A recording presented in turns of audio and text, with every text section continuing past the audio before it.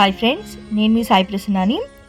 ఈరోజు కార్తీక పురాణం 3వ అధ్యాయం గురించి తెలుసుకుందామండి. ఈరోజు మనకి కార్తీక శుద్ధ తదియ. ఈరోజు త్రిలోచన గౌరీ వ్రతం ఆచరించవలయును. వ్రతం ఆచరించని వారు పార్వతీదేవికి కుంకుమార్చన చేయించుకొనుట శ్రేయోదాయకం. శుక్లాంబరధరం విష్ణుం శశివర్ణం చతుర్భుజం ప్రసన్నవదనం ధ్యాయేత్ సర్వవిఘ్నోపశాంతయే. శ్రీ స్కాంద పురాణాంతర్గత కార్తీక పురాణం 3వ అధ్యాయ ప్రారంభ. ఓం కార్తీక దామోదరాయ నమః. నదీ స్నాన మహత్యం. జనక మహారాజా, కార్తీక మాసంలో చేసే స్నాన దాన జప తపాదులు చాలా పుణ్యవ్రతాలు. అటువంటి సర్వోత్తమ పుణ్యప్రదాలైన వ్రతం ఆచరింపని స్త్రీ పురుషులు లెక్కలేనన్ని సార్లు కుక్కగా జన్మిస్తారు. కార్తీక మాసం అంతా స్నానము, వ్రతము, దానము, ఉపవాసం మొదలగు వాటిని చేసే శక్తి సామర్థ్యాలు చాలని వాళ్లకు కార్తీక పౌర్ణమి నాడు అయినా వీటిని ఆచరించాలి. ఆ విధంగా చెయ్యని వాళ్లకు చెడ్డ జన్మలు తప్పవు. దీనికి ఉదాహరణగా చక్కని కథ ఒకటి ఉంది, దానిని చెబుతాను, శ్రద్ధగా విను అంటూ మొదలుపెట్టారు. ఆంధ్రప్రదేశ్లో సద్గుణవంతుడైన బ్రాహ్మణుడు ఉండేవాడు. ఆ బ్రాహ్మణుడు సకల శాస్త్ర ధర్మాలు తెలిసినవాడై ఉండటం వల్ల శాస్త్ర జ్ఞానాన్ని ఆచరణలోనికి తెచ్చుకున్నాడు. సత్యవ్రతం, ఇంద్రియ విగ్రహం, భూత దయ కలిగి ఉండేవాడు. అతడు సకల పుణ్యతీర్థాలు సేవిస్తూ దైవ ధ్యానంతో రోజులు గడిపేవాడు.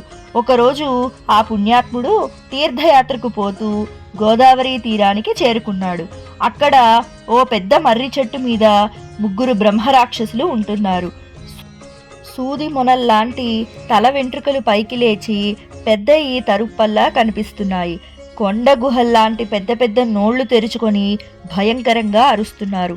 వాళ్ల శరీరాలు కారు మబ్బుల కంటే నల్లగా నిగనిగలాడుతూ పర్వతాల్లా గోచరిస్తున్నాయి. వాళ్ల చేతిలో పొడవైన కత్తులు తళతళ మెరిసిపోతున్నాయి. వారి దంతాలు కోరలు చాలా అసహ్యంగా ఉన్నాయి.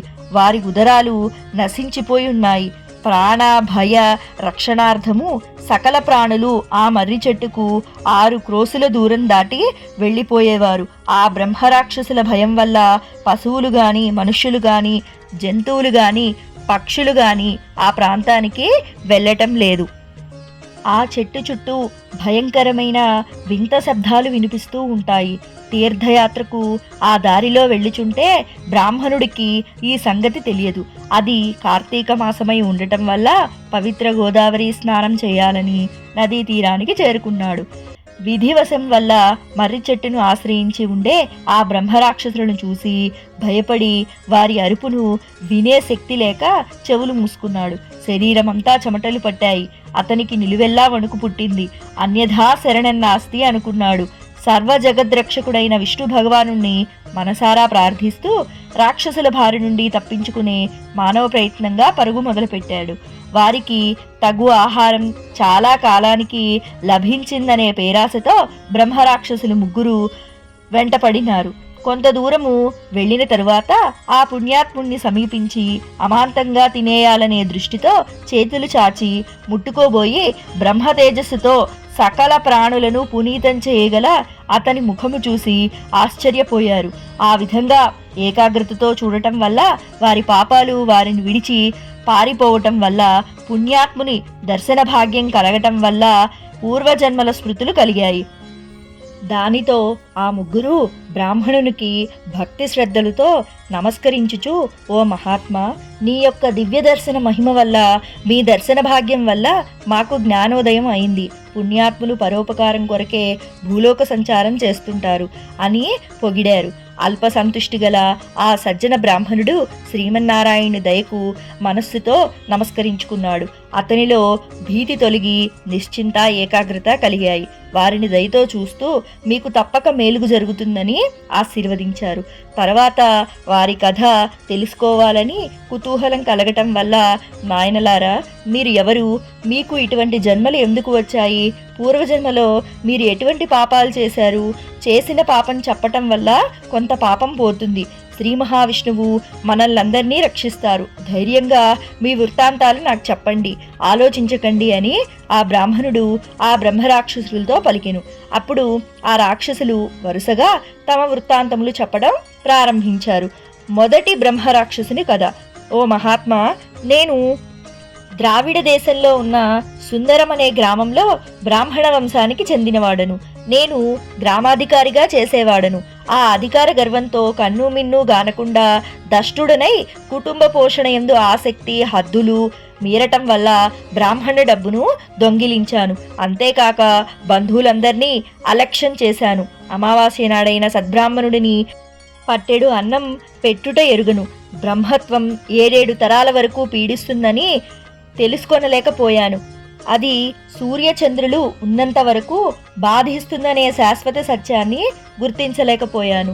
ఆ జన్మలో చేసిన పాపాల వల్ల రౌరవాది నరకాలు కొంతకాలం అనుభవించి పిదప అనేక నీచ జన్మలెత్తి పడరాని పాట్లు పడుతూ చివరకు బ్రహ్మరాక్షస జన్మెత్తాను. ఈ పాపం పోయే మార్గం చెప్పి నన్ను రక్షించమని వేడుకుంటున్నానని మొదటి బ్రహ్మరాక్షసుడు తన కథను వివరించాడు. రెండవ బ్రహ్మరాక్షసుని కథ. బ్రాహ్మణోత్తమ, నాకు జన్మనిచ్చిన తల్లిదండ్రులను ద్వేషించాను. మాతృదేవోభవ పితృదేవోభవ అనే ఉపనిషత్తు వాక్యాలను నిర్లక్ష్యం చేశాను. భార్య మాటను విని ఆమె తోడితే లోకం అనుకొని అన్ని విధాలా ఆమెను ఆనందింపచేస్తూ కన్న తల్లిదండ్రులైన ఆలనా పాలనా చూడలేదు.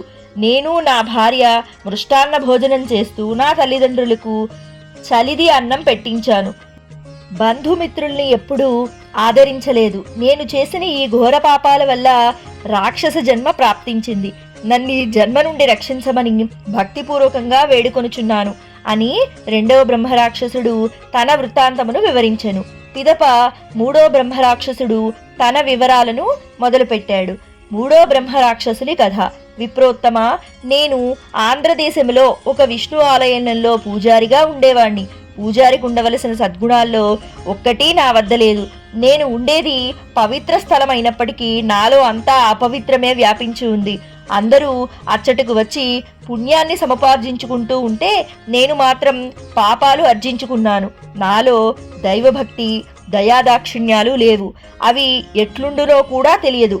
ఆత్మస్థుతి పరనింద వంటివి చెడు కార్యాలకు వెనుదీయలేదు. కుల స్త్రీలను చెరచి ఇతరుల సొమ్మును దొంగిలించేవాడిని. స్వామివారి నగలు భక్తులు దీపారాధనకే పంపిన తైలాన్ని మొదలైన వాటిని వేశ్యాగృహాలకు పంపేవాడిని. స్వామికి చేయవలసిన నిత్య పూజలు మాని రేయింబవళ్ళు వేశ్యాలోలత్వంలో మునిగి తేలుతూ ఉండేవాణ్ణి. వేశ్యాగృహాలే నాకు మందిరాలు. శరీర సౌందర్యం అశాశ్వతమని, బ్రహ్మ పదార్థం ఒకటే శాశ్వతమని గుర్తించలేకపోయాను.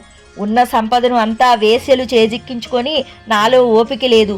ధనం ఊడగానే బయటకు నెట్టివేశారు. చివరకు దిక్కులేని మరణం పొంది నరకంలో నానా బాధలకు గురి అయ్యాను.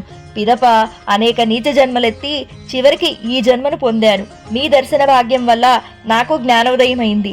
నేనింతవరకు చేసిన పాపాలకు పశ్చాత్తాపం పడుతున్నాను. పశ్చాత్తాపం వల్ల కొంత పాపం పోతుందని పెద్దలు అంటారు. నన్ను మీరు నయం చేయగలరనే పూర్తి నమ్మకం కలిగింది. నన్ను కాపాడే బాధ్యత మీ మీద ఉంచుతున్నాను. దయతో నన్ను రక్షించండి అని మూడో బ్రహ్మరాక్షసుడు తన వృత్తాంతమును చెప్పి వేడుకున్నాడు. ముగ్గురి వృత్తాంతమును విన్న బ్రాహ్మణుడు ఎంతో జాలిపడ్డాడు. వారిని బాగు చేయటము తన ధర్మంగా తలంచి వారితో మీరు చేసినవన్నీ మహాపాపాలని అనడంలో తప్పులేదు. అందుచేతనే చాలా బాధలు పడ్డారు. ఇప్పటికైనా నిజాన్ని గుర్తించి పశ్చాత్తాప పడుతున్నందుకు నేనెంతో ఆనందించుచున్నాను. ఇక మీకు ఏ భయమూ లేదు. మీకు ఈ చెడు జన్మల నుండి విముక్తి కలిగిస్తాను. ఆ ఆదిశేషుడు మనకు తోడు నీడగా ఉంటాడు అని చెప్పి వాళ్ళని తీసుకుని కావేరీ నదీ తీరానికి చేరుకున్నాడు. అది కార్తీక మాసం కావటం వల్ల ఉపవాసం చేసి నదిలో స్నాన జపాలు గావించి వ్రతం పూర్తి చేసి ఆ వ్రతం యొక్క ఫలితాన్ని ఆ ముగ్గురు బ్రహ్మరాక్షసులకు ధారపోశాడు. గోదావరి ప్రాంతాన ముగ్గురు బ్రహ్మరాక్షసులకు యథా బ్రాహ్మణ రూపాలెన్నో పొసంగుచున్న విపుడు.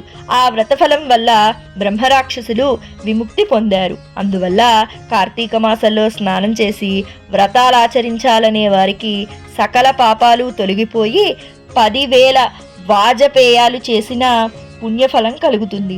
ఈ ప్రయత్నమును చేయడానికి నిర్లక్ష్యం చూపిన వాళ్ళు అనేక నీచ జన్మలకు గురి అయి చివరకు నీచాతి నీచమైన పంది జన్మెత్తి తర్వాత బ్రహ్మరాక్షసులు అవుతారు. స్త్రీ పురుష తేడా లేకుండా అందరూ కార్తీక మాసంలో కావేరి, కృష్ణ, గోదావరి మొదలైన పుణ్యనదుల్లో స్నానం చేసి నక్తం మొదలగు వ్రతాలు చేయాలి. ఇది స్కాంద పురాణాంతర్గత కార్తీక మహత్యమందలి 3వ అధ్యాయం సంపూర్ణం. ఓం కార్తీక దామోదరాయ నమః. సో విన్నారు కదండి, మనం కార్తీక మాసం 3వ రోజు అంటే తదియ రోజు మనం చేయవలసిన పనులేంటో తెలుసుకున్నారు కదా. ఈశ్వరుని కృపాకటాక్షలు మనందరిపై ఎల్లవేళలా ఉండాలని మనస్ఫూర్తిగా కోరుకుంటున్నానండి. సర్వే జనా సుఖినో భవంతు, సర్వే సృజన సుఖినో భవంతు. సర్వం ఈశ్వరార్పణమస్తు. ధన్యవాదాలు.